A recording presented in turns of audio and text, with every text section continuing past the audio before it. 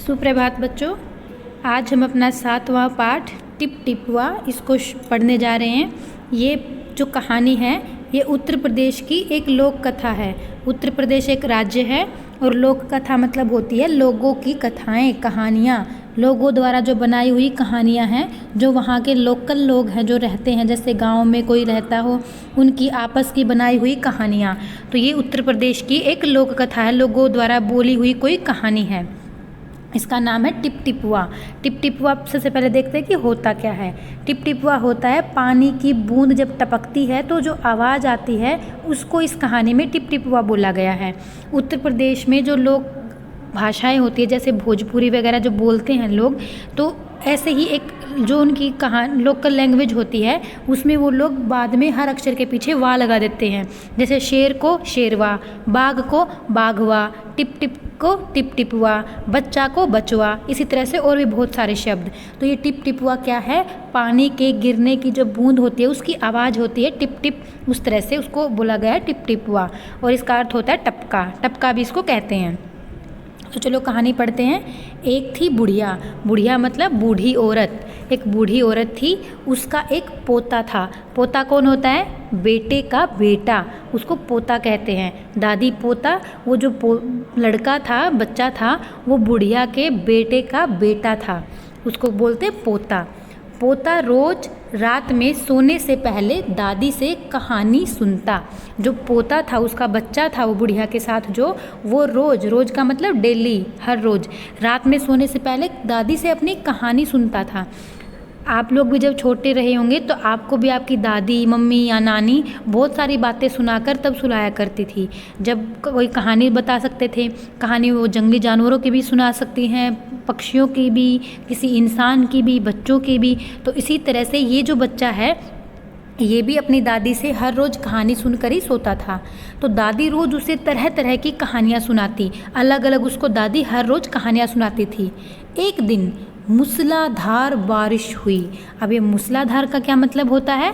मूसलाधार बारिश का मतलब होता है बहुत तेज़ बारिश होना, जिस बारिश में हमें कुछ भी ना दिखाई दे, तूफान के साथ बहुत ज़्यादा पानी बरसता है, तब उसको बोलते हैं मूसलाधार बारिश। जैसे इस फोटो में देखो, हर जगह पानी भर गया है, सड़कों पे भी, घरों में भी पानी आ जाता है। इतनी ज़्यादा जब तेज़ बारिश होती है, लगातार होती रहती है, तो उस बारिश को कहा जाता है मूसलाधार बारिश। ऐसी बारिश पहले कभी नहीं हुई थी, मतलब उन्होंने ऐसी बारिश अपने ज़माने में, अपने समय में कभी नहीं देखी थी।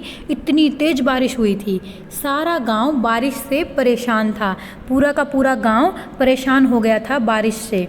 बुढ़िया की झोपड़ी में पानी जगह जगह से टपक रहा था। अब झोपड़ी क्या होती है? मिट्टी और घास से बना हुआ घर होता है। जैसे कच्चे घर होते हैं ना, उसी तरह से झोपड़ी भी मिट्टी और घास से बनी हुई होती है। गांव में जो बहुत गरीब लोग होते हैं वो अभी भी जैसे झोपड़ियों में रहते हैं, कच्चे घरों में रहते हैं, उसी तरह से जो ये बुढ़िया थी ये अपने पोते के साथ एक झोपड़ी में रहती थी। और जगह जगह से फिर पानी टपकने लगा, क्योंकि जो घास है, मिट्टी है, उसने जितना पानी वो सोख सकती थी वो सोख लिया होगा, और बाकी पानी वो नीचे टपकने लगा, घर के अंदर घुसने लगा। तो उसकी आवाज़ थी ये टिप टिप टिप टिप, पानी के बूंद के गिरने की आवाज़ है ये टिप टिप टिप टिप। इस बात से बेखबर पोता दादी की गोद में लेटा कहानी सुनने के लिए मचल रहा था।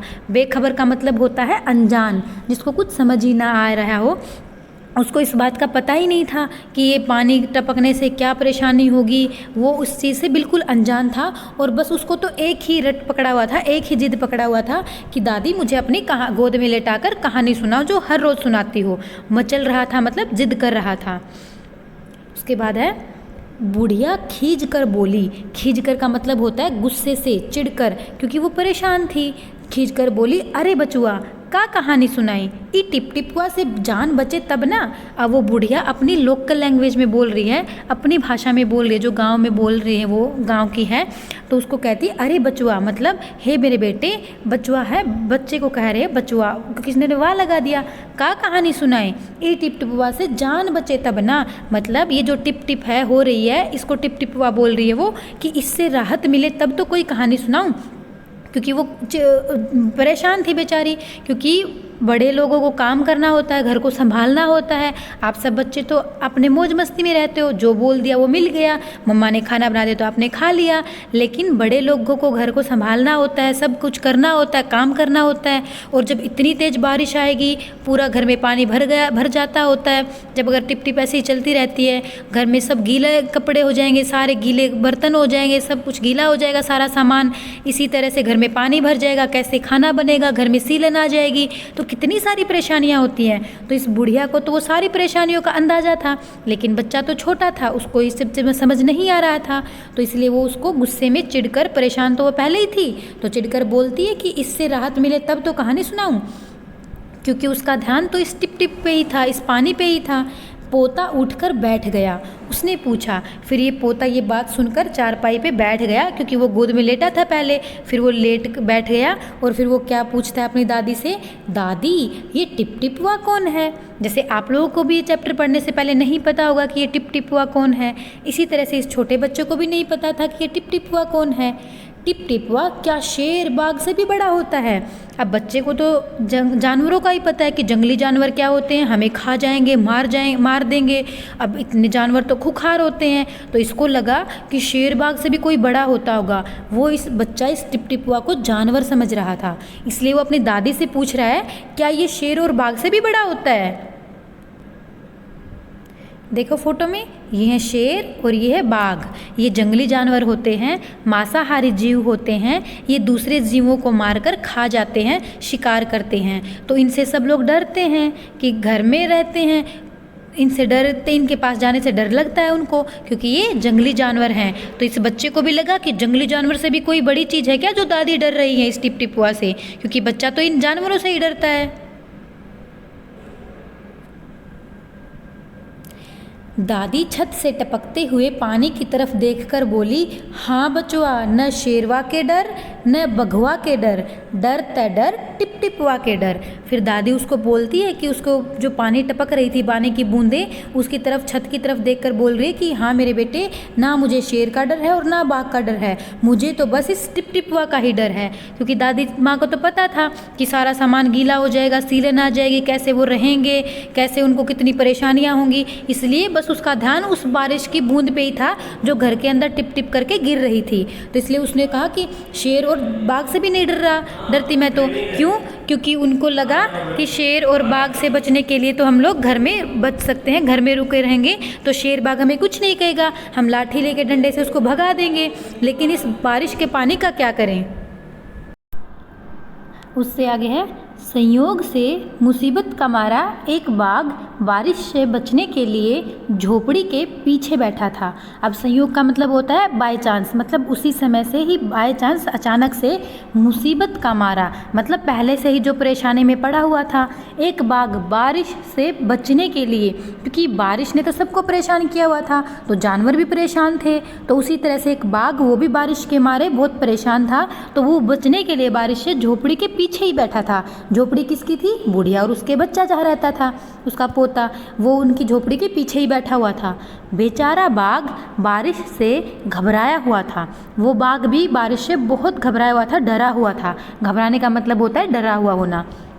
बुढ़िया की बात सुनते ही वह और डर गया। अब जो पहले से ही परेशानी में था, अब उनकी बात सुन के वो और भी डर गया। क्यों? हो सकता है कि बाघ को भी कुछ और समझ आया, उसको भी नहीं पता होगा ये टिप टिपवा कौन है, तो वो और डर गया।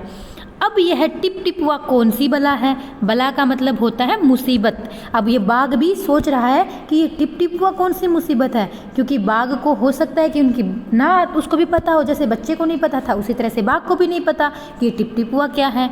जरूर यह कोई बड़ा जानवर है। अब बाघ ने सोचा कि ये जो बुढ़िया है ये ना बाघ से डरती ना शेर से डरती, मतलब हमसे भी नहीं डरती, तो ये तो टिप टिपवा से डर रही है, इसका मतलब टिप टिपवा तो हमसे भी बड़ा कोई जानवर है, ऐसा बाघ ने सोचा।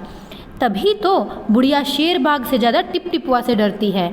इससे पहले कि बाहर आकर वह मुझ पर हमला करे, मुझे ही यहाँ से भाग जाना चाहिए। अब उस बाघ ने सोचा कि ये इतना बड़ा जानवर है और मुझ पे ये हमला कर दे, वार कर दे, इससे अच्छा कि मैं यहाँ से जल्दी से भाग जाऊँ।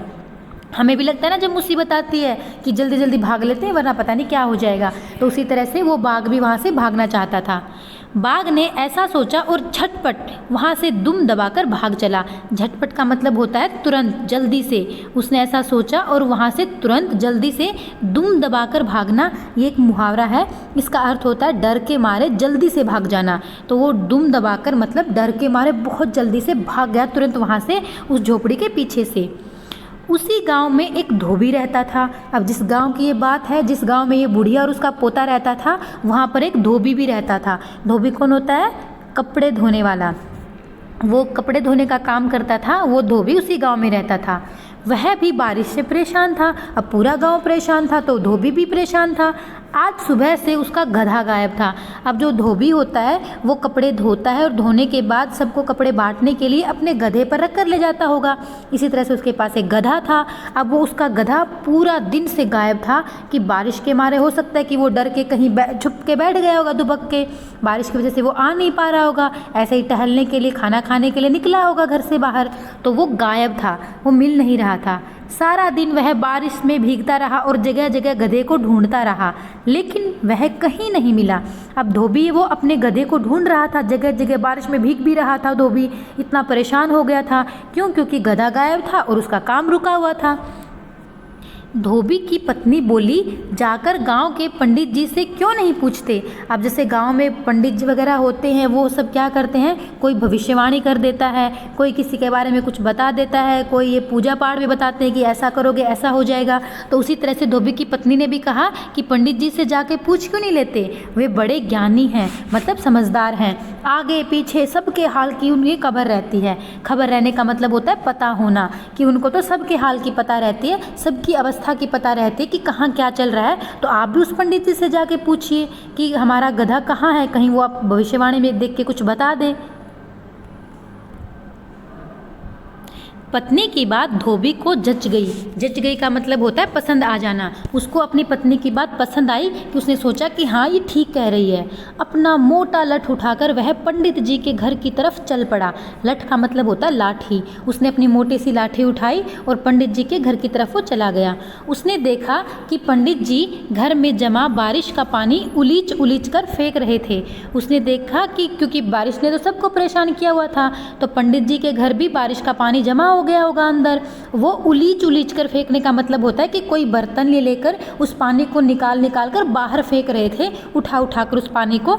तो उस वजह से वो भी परेशान था। धोबी ने बेसब्री से पूछा, महाराज, बेसब्री का मतलब होता है बिना सब्र के, बिना इंतजार किए, क्योंकि धोबी परेशान था, उसका गधा गायब, उसको अपनी परेशानी सबसे ज़्यादा लग रही थी। और जो पंडित था वो भी बारिश का पानी बाहर फेंकने में बिजी था, उसको अपनी परेशानी सबसे ज़्यादा लग रही थी। तो उसने पहले से ही परेशान पंडित को बेसब्री से, बिना सब्र किए, बिना इंतजार किए सीधा पूछ बैठा कि मेरा गधा सुबह से नहीं मिल रहा है, जरा पोथी बाँच कर बताइए तो वह कहाँ है। पोथी होती है मोटी किताब। जो पंडित वगैरह लोग होते हैं, जो कुंडली देखते हैं या भविष्यवाणी बताते हैं, वो बहुत मोटी किताब रखते हैं, उसी को कहा गया है पोथी। जांच कर का मतलब होता है पढ़कर या देखकर। आप जिसमें भी देखते हो अपना भविष्य, आप वो देखिए और मुझे बताइए कि मेरा गधा कहाँ है। सुबह से पानी उलीचते उलीचते पंडित जी थक गए थे। वो भी थके हुए थे क्योंकि पानी निकाल रहे थे अपने घर में जमा हुआ। धोबी की बात सुनी तो झुंझला पड़े। झुंझला पड़े का मतलब होता है गुस्से में आ गए, चिढ़ गए एकदम से और बोले, मेरी पोथी में तेरे गधे का पता ठिकाना लिखा है क्या, जो आ गया पूछने। अब वो गुस्से में आ गए एकदम से, पहले से ही परेशान थे, अब अचानक से कोई आकर उससे और काम बोल रहा है, तो उसने उसको गुस्से में डांट दिया। बोले कि क्या मेरी पोथी, जो मेरी किताब है, उसमें तुम्हारे गधे का कोई एड्रेस थोड़ी ना लिखा है कि मेरे पास पूछने आ गए। अरे जाकर ढूंढ उसे किसी गढ़ई पोखर में। गढ़ई का मतलब होता है गड्ढा, पोखर का मतलब होता है छोटा तालाब। जैसे कई गांव में होते हैं छोटे छोटे तालाब होते हैं, गड्ढे में, तालाब में कहीं कहीं तुम्हारा गधा बारिश की वजह से गिर ना गया हो फिसलन के मारे, तुम जाकर किसी गड्ढे में ढूंढो या तालाब के आसपास जाके ढूंढो। पंडित जी ने ऐसा बोल दिया और पंडित जी लगे फिर पानी उलीचने और वो अपने पहले वाले काम जो कर रहा था उसमें लग गए। धोबी वहाँ से चल दिया।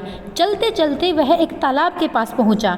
अब वो एक तालाब आया गांव में, उसके पास पहुँचा। तालाब के किनारे ऊंची ऊंची घास उग रही थी, क्योंकि बारिश का पानी इकट्ठा हो जाता है तो तालाब में पानी की वजह से घास बहुत बड़ी बड़ी हो जाती है, किसी ने काटी नहीं होगी, तो वो बहुत ऊँची ऊँची थी।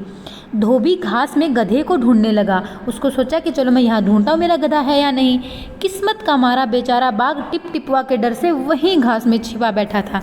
किस्मत का मारा मतलब जिसकी किस्मत खराब हो, क्योंकि वो बेचारा टिप टिपुआ के डर से भागा था झोपड़ी के पास से, और बाय चांस वो ऐसा हुआ कि वहीं तालाब के उस घास में ही बैठा हुआ था। धोबी को लगा कि बाघ ही उसका गधा है। अब धोबी ने, जो क्योंकि धोबी जल्दबाजी में था, उसको पहले से ही वो परेशान था, पूरा दिन बीत गया था, बारिश में भीग भी गया था धोबी, उसको लगा कि वो उसका गधा है, बाघ को उसने गधा समझ लिया। उसने आओ देखा न ताओ, ये भी एक मुहावरा है, आओ देखना न ताओ मतलब बिना सोचे समझे लगा कि बाघ पर मोटा लठ बरसाने। अपने मोटा लठ बरसाने का मतलब उसको अपनी लाठी से पीटने लगा जोर जोर से। उसने कुछ नहीं देखा कि ये गधा है भी या नहीं, बाघ है या कुत्ता है, क्या है, उसने कुछ नहीं समझा और उसको बाघ को अपना गधा समझकर जोर जोर से लाठी से पीटने लगा। बेचारा बाघ इस अचानक हमले से एकदम घबरा गया। अब आपके ऊपर कोई अचानक से आके पिटाई करने लगे तो आप भी घबरा जाते हो, उसी तरह से वो बाघ इस हमले से एकदम से अचानक से घबरा गया। बाघ ने मन ही मन सोचा, लगता है यही टिप टिपुआ है। अब उस बाघ ने सोचा, अरे मैं तो टिप टिपुआ के बचने के लिए यहाँ आया था और ये तो यहाँ भी आ गया, यही टिप टिपुआ है जो मुझसे बिना डरे मेरे ऊपर मारे जा रहा है। आखिर इसने मुझे ढूंढ ही लिया, आखिर मतलब अंत में, कि अंत में इसने मुझे ढूंढ ही लिया। अब अपनी जान बचानी है तो यह जो कहे चुपचाप करते जाओ। अब जैसे आप लोगों को डर लगता है ना, मम्मी पापा आपको डांटते हैं तो उसके बाद जो वो कहते हैं आप चुपचाप करते चले जाते हो, उसी तरह से इस बाघ को लगा कि वह ये तो मुझे मार देगा, अब अगर मुझे जान बचानी है तो ऐसा ही चुपचाप मुझे करते जाना जैसा ये कह रहा है। आज तूने बहुत परेशान किया है, मार मार कर मैं तेरा कचूमर निकाल दूंगा। अब ऐसा बोलता है धोबी, उस बाघ को कहता है गधा समझकर कि तुमने मुझे बहुत परेशान किया है, मैं मार मार कर तेरा कचूमर का मतलब होता है बुरी तरह से पीटना, कुचल कुचल कर तुम्हारा कचूमर निकाल दूंगा। ऐसा कहकर धोबी ने बाघ का कान पकड़ा और उसे खींचता हुआ घर की तरफ चल दिया। वो अपने गधा समझकर उस बाघ का कान पकड़कर अपने घर की तरफ चलने लगा। बाघ बिना चू चपड़ किए भीगी बिल्ली बना धोबी के पीछे पीछे चल दिया। चू चपड़ किए का मतलब होता है बिना कुछ किए, कि उसने कुछ नहीं कहा, ना वो बोला, ना उसने अपनी आवाज़ निकाली कि मैं बाघ हूँ, गधा नहीं हूँ, मुझे क्या समझ रहे हो, मुझसे डरो, ऐसा उसने कुछ भी नहीं किया। बिना चू चपड़ किए, बिना कुछ कहे चुपचाप भीगी बिल्ली बना। भीगी बिल्ली का मतलब बनना का मतलब होता है डर जाना, कि डर के धोबी के पीछे पीछे चल दिया। घर पहुंचकर धोबी ने बाघ को खूंटे से बांध दिया। अब जैसे ही वो घर पहुंचा उसने उस बाघ को खूंटे से बांध दिया। खूंटा क्या होता है? खूंटा एक मोटी लकड़ी का टुकड़ा होता है जिससे मतलब जानवर को बांध दिया जाता है। गाँव में जानवर को बांध के रखते हैं खूंटे से, ताकि वो इधर उधर ना निकल जाए, और सो गया। अब उसने उस खूंटे से बांध दिया बाघ को और अपने घर में आराम करने के लिए चला गया, सो गया। सुबह जब गांव वालों ने धोबी के घर में बाहर खूंटे से एक बाघ को बंधे देखा तो उनकी आंखें खुली की खुली रह गई। अब सुबह हुई, रोशनी आई तो गांव वालों ने देखा कि धोबी के घर के बाहर तो खूंटे से एक बाघ बंधा हुआ है। अब शेर बाघ से तो सब लोग डरते ही हैं, क्योंकि ये तो जंगली जानवर है, हमें मार देंगे। तो उन्होंने देखा तो उनकी आंखें खुली की खुली रह गई। आंखें खुली की खुली रहने का मतलब होता है बहुत हैरान हो जाना, डर जाना। वो लोग हैरान हो गए कि अरे धोबी के घर के बाहर तो ये बाघ कैसे बंधा हुआ है। तो ये थी हमारी कहानी।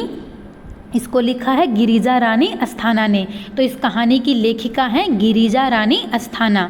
इस कहानी से क्या शिक्षा मिलती है हमें? इस कहानी से हमें ये शिक्षा मिलती है कि हमें बिना सोचे समझे कुछ नहीं करना चाहिए, अच्छे से सोच समझ के ही सारे काम करने चाहिए।